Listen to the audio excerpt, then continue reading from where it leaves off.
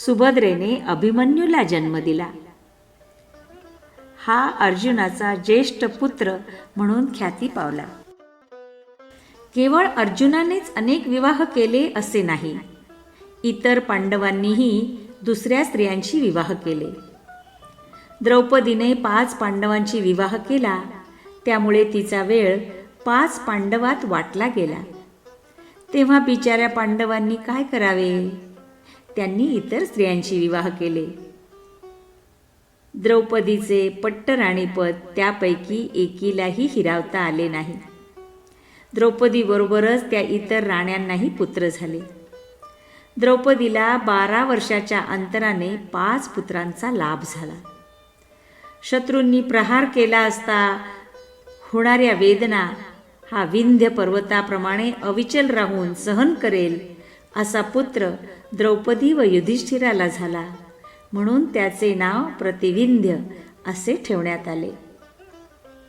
भीमापासून झालेला पुत्र सहस्त्र सोमयाग पार पडल्यानंतर झाला, म्हणून त्याचे नाव सुतसोम. विश्वविख्यात अद्भुत कर्म करून परत आल्यानंतर अर्जुनाला पुत्र झाला, म्हणून त्याचे नाव श्रुतकीर्ती. कुरुकुळात मागे होऊन गेलेल्या शतानिक राजर्षीचे नाव नकुलाने आपल्या यशोवर्धन पुत्राचे ठेवले. कृतिका नक्षत्रावर जन्मलेल्या सहदेवाच्या पुत्राचे नाव श्रुतसेन असे ठेवण्यात आले. हे 5ही पुत्र परस्परांचे हित सांभाळण्यात तत्पर होते. याशिवाय युधिष्ठिराने गोवासन या शैष्य राजाची कन्या देविका हिला स्वयंवरात वरले. तिच्यापासून त्याला यौधेय हा पुत्र झाला. भीमाने काशी राजाची कन्या बलंधरा हिच्याशी विवाह केला. त्यांना सर्वण नावाचा पुत्र झाला.